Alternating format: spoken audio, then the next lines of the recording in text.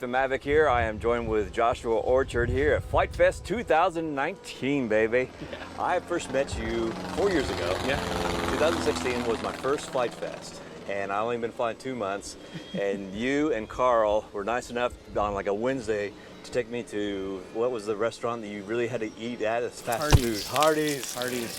Because you didn't have any Hardee's at all. Yeah, it's a tradition that I have because when I had both of my children, there was a Hardee's right by the hospital. Yeah. So I was really hungry after being there with my wife, and that was the closest place I could find to get food. So I had the same meal after both of my kids were born, and we don't have them in Maryland because they were born in North Carolina. But yeah, it's awesome. a tradition for me. Yeah, well, you took me there, total stranger and so forth, and we kind of kept in touch all through the years. Yeah, I've been absolutely. watching your YouTube channel. Yeah. Joshua Orchard. Trying to just help other people do some fun skills. What's your forte? Obviously, we'll get to what it looks like. But I mean, my forte is really just trying new techniques. Sharing with other people.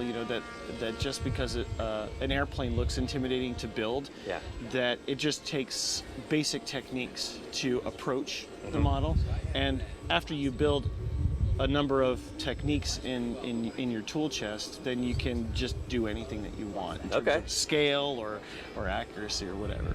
Yeah. So speaking of that, so that your newest build and so forth, you didn't start from scratch. No, I did not. I started with a Hangar 9 P-47. It's the 20cc version that was released in early in the year in 2018. Carl had the P-47 and he loved it so much. And when I chose this particular model, I thought, this is what's going to be the next technique? Yeah. And I thought, I've never done a model with the aluminum covering. Mm-hmm. And I said, well, if I'm going to do the aluminum covering, I may as well make it a show plane. So you got the aluminum covering in a roll? Yeah, so the aluminum covering is very similar to Flite metal. Okay. It's a product that's been used on RC models for years and a lot of Top Gun winners. How thick?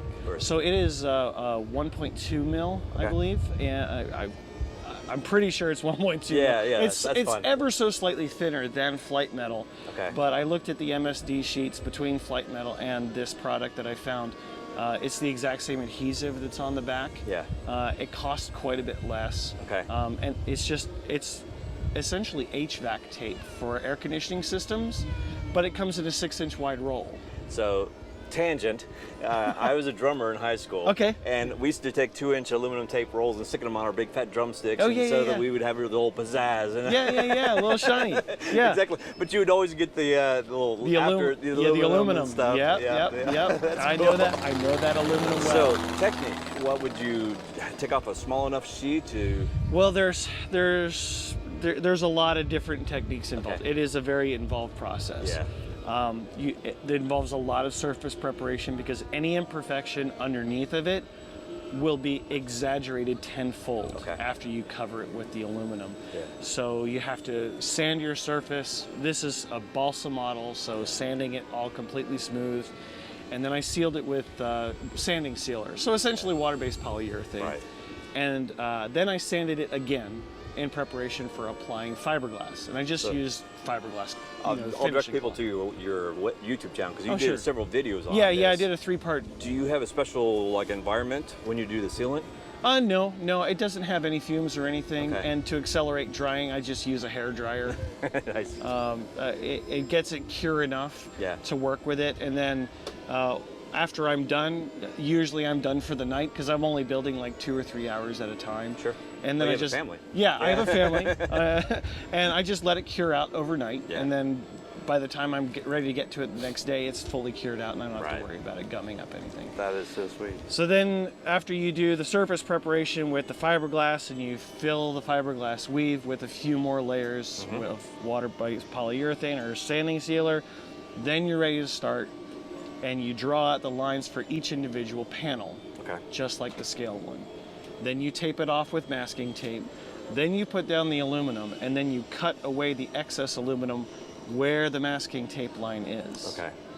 And then you mask off the next section, factoring in about 2 millimeters of overlap from one panel to the next. You cannot see your seams. I mean, they're very small. Oh my gosh. Do you use a special knife to cut it? Just a number 11. Yeah? Just a number 11 blade. Wow. Keep nice. Do you use a straight edge?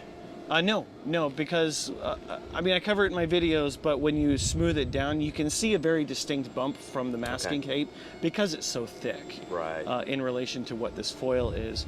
So you can help guide the blade because it will want to wander. Okay. You can create a crease where it meets the tape with a bamboo skewer, the tip of a bamboo skewer. Yeah. And that will help you cut a straighter line with the number 11 blade. Okay. But again, you're cutting metal on metal, so you're going to go through a lot of 11 blades. Right. Wow. That's amazing. I mean, we'll see here some of the B-roll, all the switches that you have, details. I mean, it's just unbelievable. You have, tell us about some of the, I mean, okay, how many radio channels are you using? So I'm only using 13 channels on this model. Only. There are a number of gizmos that are slaved to the throttle channel. Specifically, I've got a sound system. Okay. I've got the cowl flaps are functional. Right. The intercooler doors that are on the sides of the fuselage, those are functional, and they move in a scale manner. Right. It took me about a month to get the geometry right on those. Right. And then the down below the cowl on the fuselage, just aft of it, there are oil cooler vents that open and close, and then the turbo wastegate valves, it's just a butterfly valve, and those open and close as well. That's insane. I know you messaged me, you fly FrSky, yeah. And you said, what about this X10 radio? And I'm going, oh dude, yes, you need that. Yeah, no, the X10, I've been loving it. Unfortunately, because this was a sponsored build from Horizon, sure. I don't have FrSky, yeah. Well, I have a receiver, Gotcha. but I don't have any real telemetry stuff that I've grown accustomed to. Right. But at the same time, I'm able to program things so precisely with my X10. I was going to ask if you had any custom scripts in Lua scripts, but I don't have any Lua scripts for the programming to fly the airplane. I have a custom Lua script that I use for graphing telemetry when I fly other models that utilize it more. I was thinking the logical switches and whatnot. And yeah, I have plenty of logic switches. I use more of those on the Corsair because of the Corsair has a pitot tube that it gives me a warning when it gets down to a specific mile an hour, so I don't stall the plane. But this one, it's mostly just mixes. Yeah. The landing gear light, the landing light is slaved with the landing gear. Right. The inner gear doors are slaved to the landing gear. There's the tail gear, and you have specific sequencing for the inner gear doors for the mains, and pylon drops, and then another channel for lights on the wingtips. Just man, it adds up. Speaking of the Corsair, I did an interview last year, and I'll put a link up here in the video where you can check out the Corsair that I did with you last year. Okay. Just an unbelievable one. As a kid, I had a little Corsair. Yeah. And I just like, I saw yours, I'm going, oh, it lives. Yeah, that plane was an exercise in how many gizmos can you put in one model airplane. Yeah, that was the whole point of that build. I mean, your details are just unbelievable. It's just. Okay, so you had a contest on the Rivets. Guess how many, right? Yeah, guess how many. Yeah. What was your guess?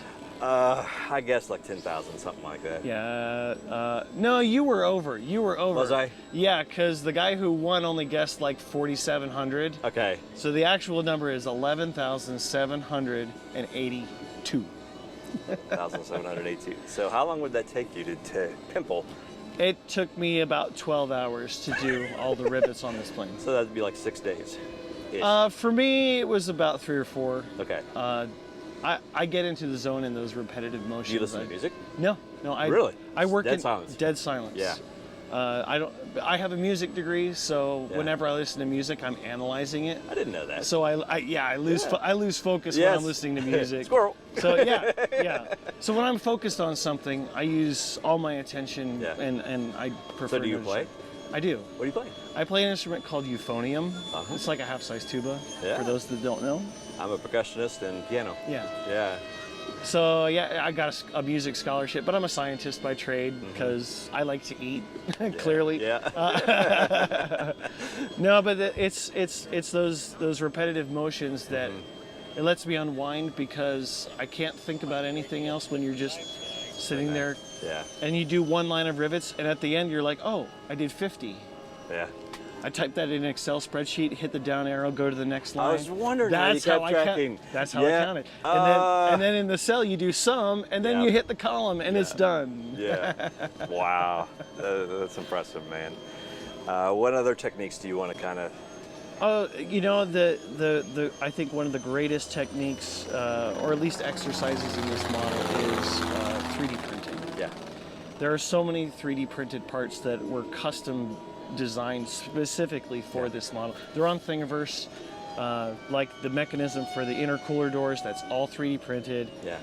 I have a full cockpit interior, 2 side panels and an instrument panel that are scale accurate, as well as a gun sight. Wow. The 3D printed radial is designed by Damon Atwood, who is a phenomenal modeler. I modified it ever so slightly to account for the hydraulic system in the nose for the variable pitch. I designed a more accurate chin scoop for this model. Okay. The dummy radial and chin scoop that is stock, it's a little cartoonish, so I obviously wanted to create more depth, because with the reflective surface, and you've seen pictures, seeing it in person is very, very different. Oh, yeah. The depth gets lost in an image. In an image, yeah, it's 2D, and you need more depth if you're going to pursue this kind of finish, because it gets lost. Yeah. Other 3D printed parts, the drop tanks. I designed those specifically for this. The bombs I've previously designed. They're Allied bombs, and they're approximately scale for 100-pound bombs for this airplane. Okay.